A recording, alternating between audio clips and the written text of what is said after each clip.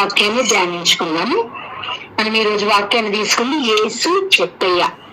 మనం చాలా సార్లు విన్నాం కదా ఈ యొక్క వాక్యాన్ని, యేసు చెక్కయ్య. యేసు ఎరికో పట్టణంలో ప్రవేశించి అందు వెళ్ళుచుండేను. అక్కడ సుంకరలో ప్రముఖుడు జక్కయ్య అని ధనికుడు ఒకడు ఉండేను. అతడు యేసును చూడవలనని యత్నించెను, కాని పొట్టివాడగుట చేత జనసమూహం ఎక్కువగా ఉండు చేత చూడలేకపోయాను. ఇక్కడ యేసు ప్రభు ఎరికో వీధిలో ప్రవేశించి ఉన్నాడు, మనం వింటున్నాం వాక్యంలో.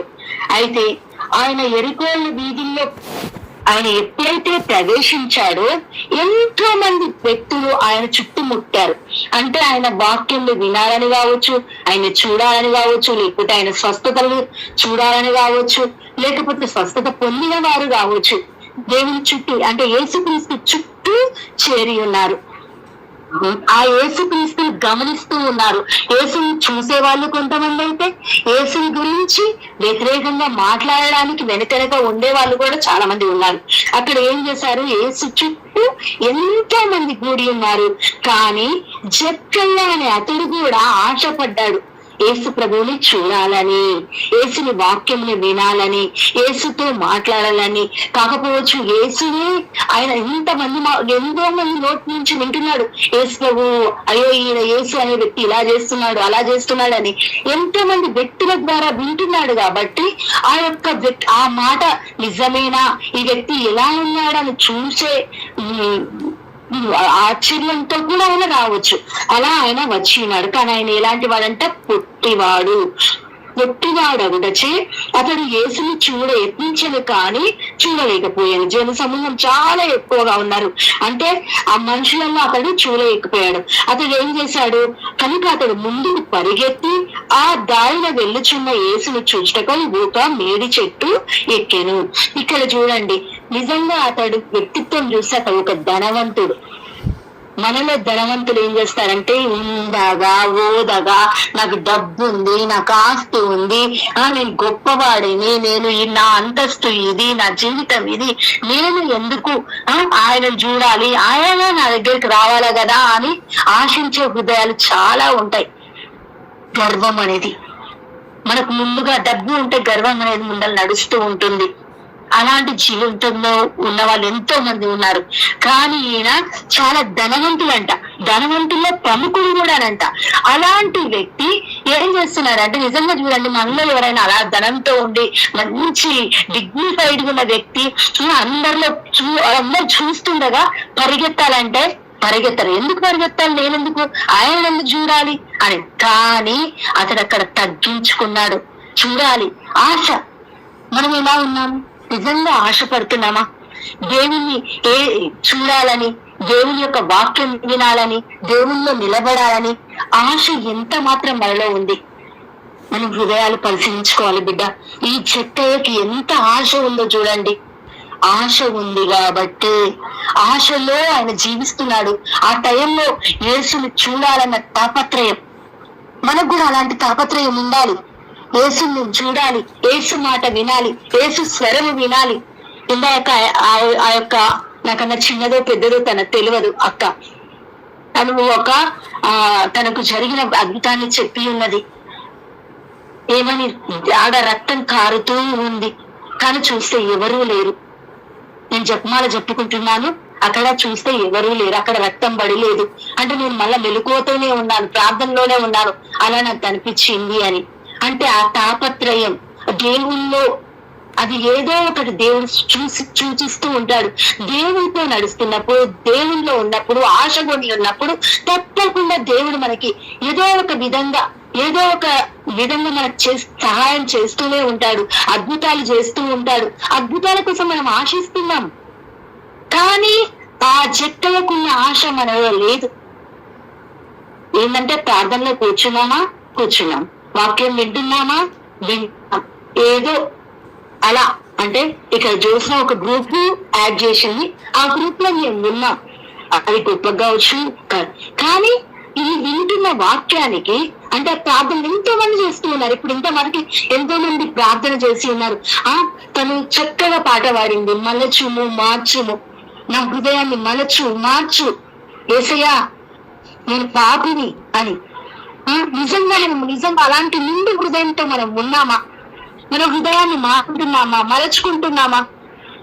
ఈ చెప్పే వల్ల మనం కూడా యేసు దగ్గరికి పరిగెత్తుతున్నామా? ఆలయానికి వాక్యం ఎక్కడ దొరికితే అక్కడికి పరిగెత్తుతున్నామా? వాక్యం మనం వినడానికి సిద్ధపడుతున్నామా? బిడ్డ, మనం సిద్ధపడాలి. వాక్యాన్ని వినాలన్న ఆశ మనకు కావాలి. ఏ వాక్యం అంటే యేసుక్రీస్తు. ఆదిలో వాక్కు ఉండెను, ఆ వాక్కు దేవుడై ఉండెను, ఆ వాక్యే మన మధ్య నివసించనన్న వాక్యాన్ని మనం యోహాను సువార్త ఫస్ట్ లోనే వింటున్నాం. ఆదిలో వాక్కు దేవుడు. కాబట్టి ఆ వాక్కు వినడానికి అంటే దేవుని చూడడానికి, వాక్యం వినడానికి, వాక్యాన్ని తెలుసుకోవడానికి మనం ఎలా పరిగెత్తుతున్నాం? మన జీవితాలు ఎక్కడికి పరిగెత్తుతున్నాయి? ఎక్కడన్నా మనకి బ్యాంకులు ఇక్కడ లోన్స్ ఇస్తున్నారంటే, ఏదైనా చేస్తున్నారంటే ఎంత ఫాస్ట్ గా పరిగెత్తుతామో ఆ టైం ప్రకారం మనం పరిగెత్తుతూ ఉంటాం. టయానికి మనం అక్కడ ఉండాలి. ఏదన్నా మనకు కావాల్సింది ఏదన్నా తీసుకోవాలి. లేకపోతే పెళ్లిళ్ళకి, ఫంక్షన్లకు కూడా టైం మనం మెయింటైన్ చేస్తాం. అరే ఈ టైం చెప్పారు, ఈ టైంకి మనం వెళ్ళిపోవాలి. కానీ దేవుని దగ్గర మన టైం ఎలా వినియోగిస్తూ ఉన్నాం?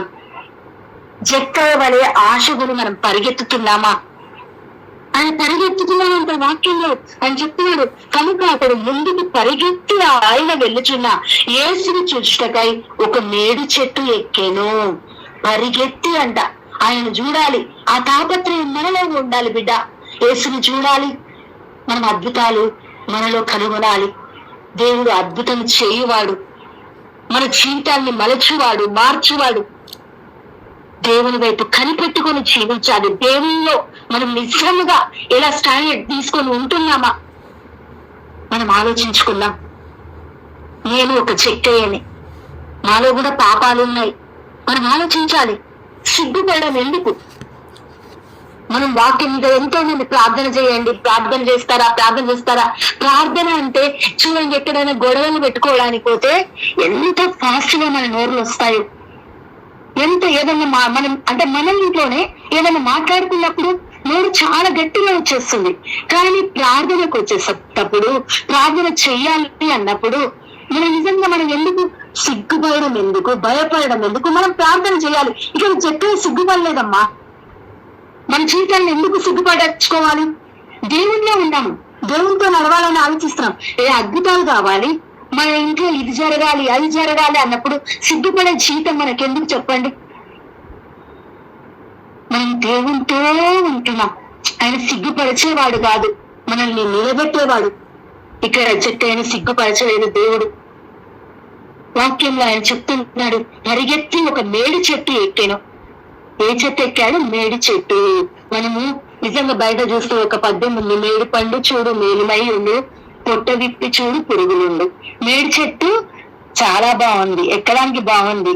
కానీ ఆ మేడి పండు అనేది మనం నిజంగా అంటే మన శారీరకంగా తీసుకుంటే మేడి పండులో అంతా పురుగులే ఉంటాయి. పైకి నుంచి చూడడానికి అందంగా ఉంటుంది, కానీ దాన్ని విప్పి చూస్తే మొత్తం పురుగులే ఉంటాయంట. అంటే మన జీవితంలో కూడా అక్కడ చూపిస్తున్నాడు. మేడి చెట్టు అని ఎందుకు మెన్షన్ చేశాడంటే మేడి పండు అలా ఉంటుంది మన జీవితం. ఇక్కడ చూసుకుంటే చెక్కయ్య జీవితం కూడా అలాగే ఉంది, ఒక మేడి పండు వలె. అని ఎన్నో తప్పులు చేసి ఉన్నాడు. నిజంగా ఆలోచించుకున్నాం బిడ్డ. మనం ఒక మేడి పండు వలె, పైన చూడడానికి ఒక విధంగా, లోపల ఒక విధముగా, మనుషుల వద్ద ఒక విధముగా, దేవుని వాక్యం దగ్గరకు వచ్చేసరికి, ప్రార్థనకు వచ్చేసరికి ఇంకొక విధంగా నటిస్తున్నాము. మన జీవితాలు మంచిగా ఉన్నాయి, ఆలోచించుకుందాం. నటించే జీవితం మనకొద్దు. దేవుని దగ్గర నటిస్తే దేవుడు కూడా మనకి ఇవ్వవలసిన మొత్తం లాగేసుకుంటాడు. ఎన్నో మనం కోరుకుంటాం కోరికలు. ఎందుకు ఇన్ని కోరుకుంటున్నాం జరగట్లేమంటే నటిస్తున్నామేమో. మన జీవితం దేవుడి దగ్గర నిజంగా పరచుకోవడం లేదేమో, పరవడం లేదేమో, మన హృదయాన్ని చాపడం లేదేమో. ఆ మేడి పండు వాళ్ళ పైకి చూడడానికి ఒకలాగా, మనుషులు చూడడానికి ఒకలాగా, లోపల చేస్తున్న తప్పులు ఎన్నో ఉండవచ్చు మనలో. ఇక్కడ చెట్టు ఎక్కిండు, మేడి చెట్టు అంటే ఆయన పైకి ఎక్కుతూ ఉన్నాడు. మేడి చెట్టు ఎక్కుతూ ఉన్నాడు అంటే ఆయన తనను తాను ఇక్కడ తగ్గించుకుంటున్నాడు. ఒక్కొక్క మెట్టు పైకి. ఆడ మేడ్ చెట్టు యేసు ప్రభుని చూడాలని కింద నుంచి ఎక్కువచ్చు, లేకపోతే ఏదైనా బల్లా వేసుకోవచ్చు, టేబుల్ వేసుకోవచ్చు, కానీ ఆయన చెట్టు ఎక్కుతూ ఉన్నాడు. అంటే తనను తాను ఎంత తగ్గించుకుంటున్నాడో చూడండి. పైకి పైకి పైకి పైకి ఒక మెట్టు ఎక్కుతూ ఉన్నాడు. అక్కడ ఎక్కిన యేసు అతడికి వచ్చినప్పుడు పైకి చూచి అతనితో, జక్కయ్య త్వరగా దిగిరమ్ము, ఈ రోజు నేను నీ ఇంట్లో ఉండతలంచి తిని అని చెప్పాను. యేసు ప్రభు ఊరుకున్నాడా? ఇంతమందిలో ఆ జక్కయ్యనే చూస్తున్నాడు. అంటే ఆడ తగ్గింపు జీవితాన్ని చూస్తూ ఉన్నాడు.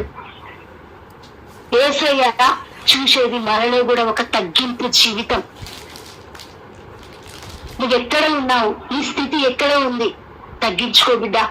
మనతో చెప్తూ ఉన్నాడు. యేసు మన వైపు చూడాలి కదా, మన వైపు చూడాలి కదా.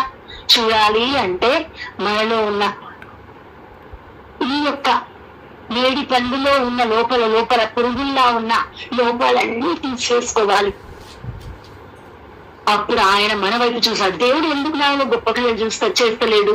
ఎందుకు నా వైపు చూడడం లేదు? ఇంత ప్రార్థిస్తున్నా దేవా, ప్రార్థిస్తున్నాను, ఎంత చక్కగా ప్రార్థిస్తామో, కానీ మనం మన లోపాలను చూసుకోకుండా, ఒత్తుగా తీసివేసుకోకుండా ఆయన దగ్గరికి వచ్చి ఉన్నామేమో బిడ్డ.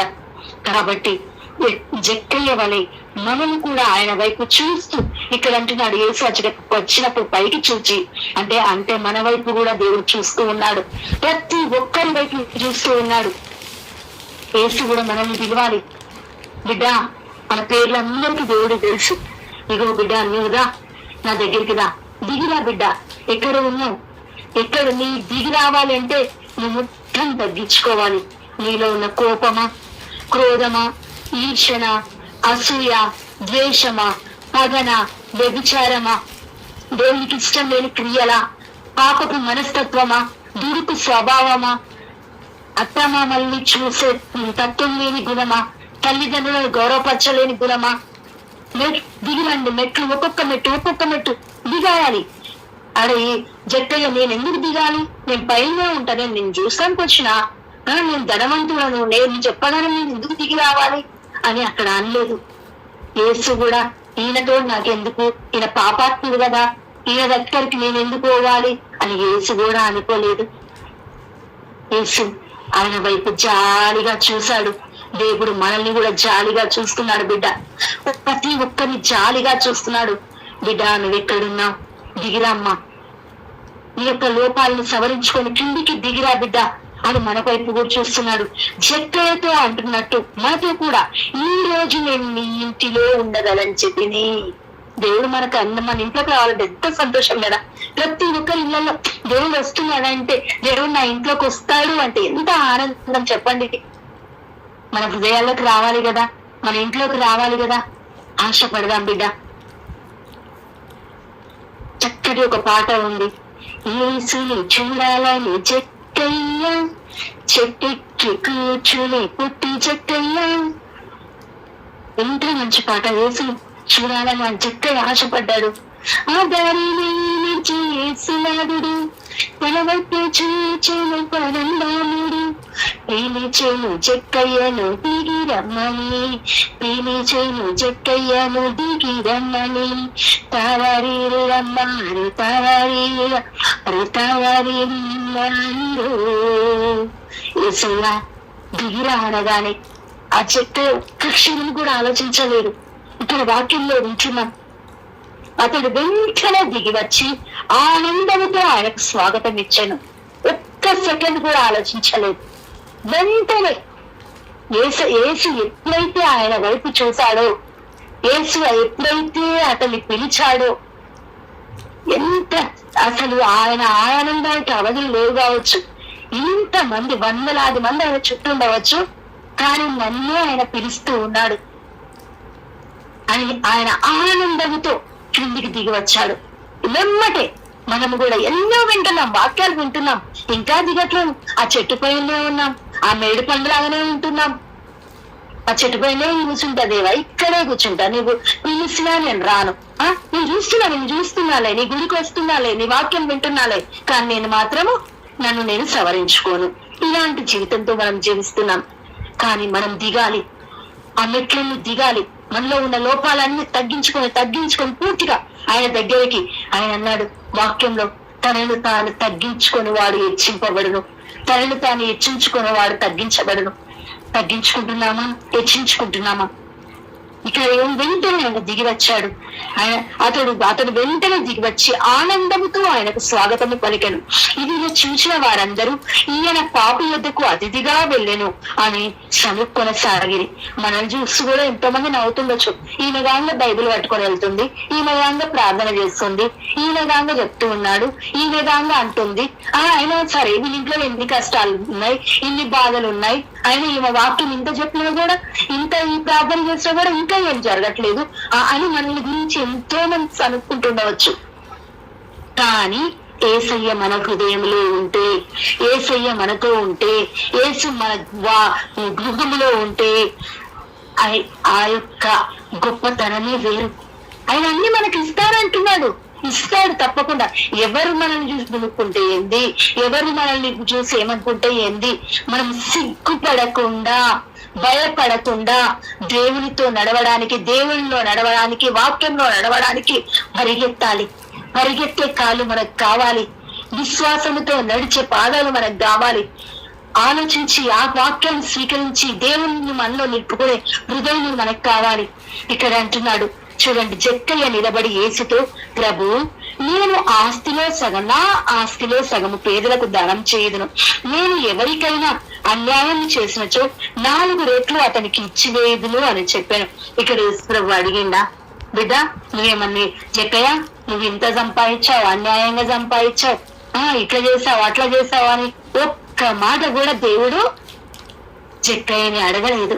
కానీ ఆ సంతోషంతో, దేవుడు వచ్చిన సంతోషంలో ఆయన ఎంత తగ్గించుకున్నాడంటే, ఇగో యేసయ్యా నేను పూర్తిగా నన్ను తగ్గించుకుంటున్నాను, నా ఆస్తిలో సగ భాగం ఎవరిస్తాం? మనం 10వ వంతు ఇవ్వాలంటే కూడా మనం ఇవ్వలేము. ఒక దానం చేయాలంటే, లేకపోతే ఎవరైనా బాధల్లో ఉండి అమ్మా నాకు కొంచెం సహాయం చేస్తావా అంటే మనం ఇయ్యలేము.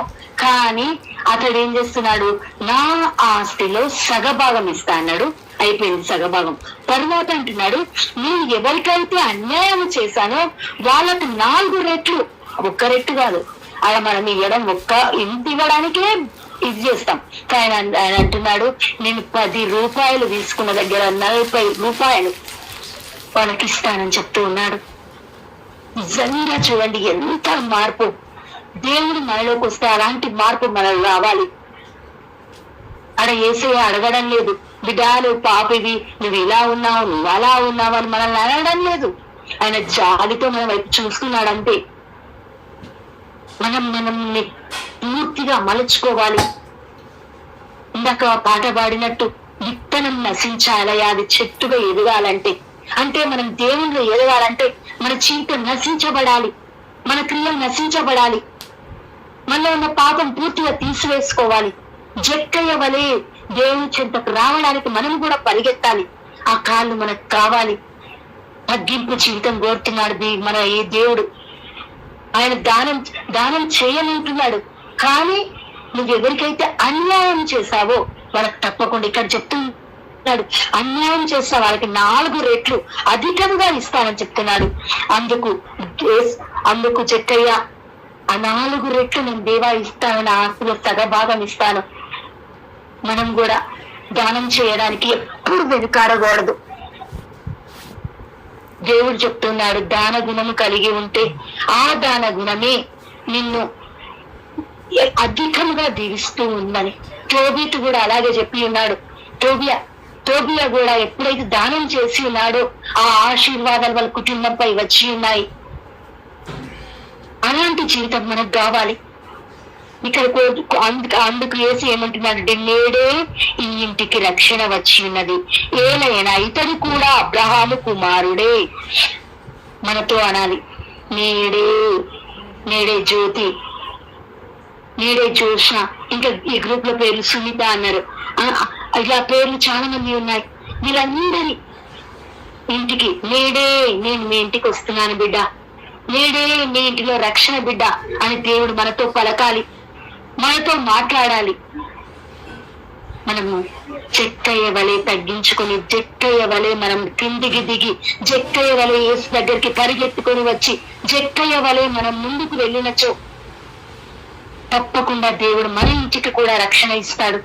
కొంతమంది అంటారు, అంటే నేను విన్న మటుకి బాప్టిజం ముందుచే చాలు రక్షణ వచ్చినట్టే, అంటే నీళ్ళలో మునిగితే చాలు రక్షణ.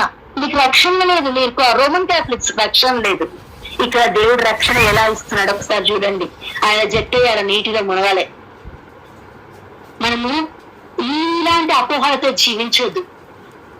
ఎలా అంటే తనను తాను తగ్గించుకున్నప్పుడు, యేసు దగ్గరికి దిగి వచ్చినప్పుడు నీటిలో మునుగుతేనే కాదు, మనం తగ్గింపు జీవితం కలిగినప్పుడు ఆ రక్షణ మనకు వస్తుంది. రక్షణ దొరకాలి అంటే యేసు దగ్గరికి పరిగెత్తాలి. మనం చెక్కయ్య వలె మనల్ని మనం మార్చుకోవాలి. మేడి చెట్టులా ఉన్న, మేడి పండులా ఉన్న మన జీవితాన్ని పురుగులతో మనలో ఉన్న ఆ చెడు మనస్తత్వాలన్నిటిని తొలగించి యేసు వైపు చూడాలి. జాలితో ఆయన మన వైపు చూస్తూ ఉన్నాడు. మనకు తప్పకుండా మనకు కావాల్సిన ఎన్ని అనుగ్రహిస్తాడు. కాబట్టి విశ్వాసముతో ఇక్కడ అంటున్నాడు, మనిషి కుమారుడు తప్పిపోయిన దానిని వెదకి రక్షించకు వచ్చి ఉన్నాడు అని. మనం అందరం తప్పిపోయి ఉన్నాం బిడ్డ. మన జీవితాలు తప్పిపోయి ఉన్నాయి. ఎక్కడ తప్పిపోయి ఉన్నాయో చూసుకోవాలి. ఎక్కడ మనం మరుగుపడి ఉన్నామో చూసుకోవాలి. ఎక్కడైతే మనము మరుగుపడి ఉన్నామో, దేవునికి మనకు మధ్యలో అడ్డుగోడలు ఉన్నాయో, దేవునికి మనకు మధ్యలో అలాంటి తప్పిపోయిన జీవితం ఉందో, ఆ జీవితాన్ని పూర్తిగా తొలగించుకొని ఆయన వెతుకుతూ ఉన్నాడు. ఎక్కడ నా బిడ్డ, ఎక్కడ నా బిడ్డ, ఎక్కడ నా బిడ్డ, ఇదిగో నేను ఆయన కోసం, ఆ బిడ్డను నేను ఎత్తుకోవాలి. ఎంత ఆశతో ఆయన మన కోసం ఎదురు చూస్తున్నాడు. ప్రతి ఒక్కరం అదే ఆశతో, అదే సంకల్పంతో దేవుని చెంతకు వెళ్దాం.